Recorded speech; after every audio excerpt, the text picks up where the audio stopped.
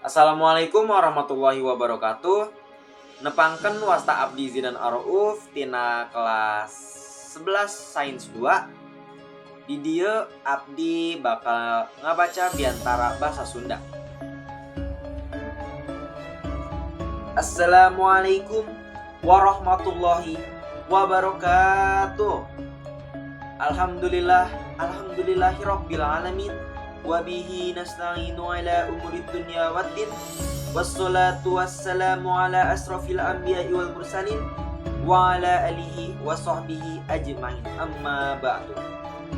Hadirin anu kusim kuring dipihormat, kersaning Gusti Nu Maha Suci, urang tiasa patepung lawung paamprok jongkok dina ieu acara. Mugi ieu acara teh lungsur langsar kalayan kahontal sagala anu dipimaksat. Amin ya rabbal alamin.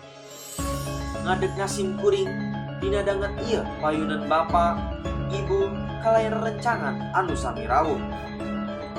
Taya sanes sejang ngiring jabung tumalampung sabada kumapalang.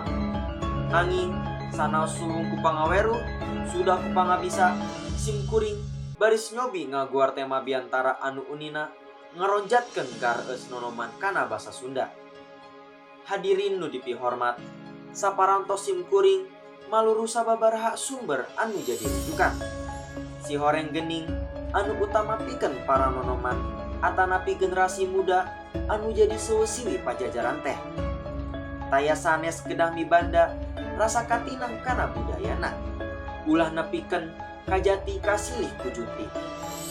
Bukusti budaya asing bari teu malira budaya urang sorangan. Nah, basa Sunda ciciran bangsa.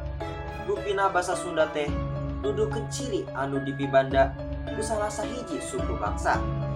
Kitu oge bakal disebut sekuler Sunda saupama disarengan ku aya basana.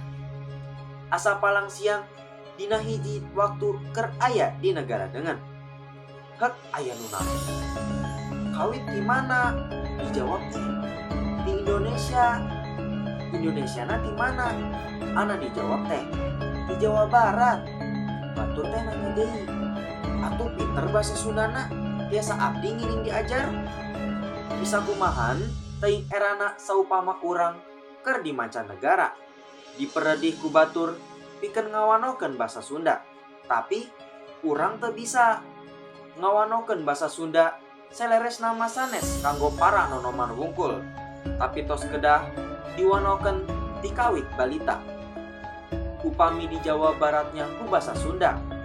Bahasa Sunda salaku bahasa Indung bakal lebih nyerep kadiri nonoman lamun geus dibiasakeun di bubudak. Hadirin anu kusim kuring dipihormat, aya oplet maju ngidul. Kuring wawuh ka supirna diajar teh ulang ngedul bisi kaduhung akhirna. Cindek nama urang kedah pahiek-hiek lengan dina ngamumule ngaraksa sareng ngariksa basa katut budaya Sunda. Manawi bahan katampi mung sakitu anu tiasa didugikeun isim kuring. Hapunten sanes bade ngabejaan bulu tuur atanapi mamatahan ngojai kamari. Ieu mah mungguhing kajurung ku identitas sim kuring salaku nonoman Sunda. Sasieran sabayeran bae mah ngiring nyumbang saran.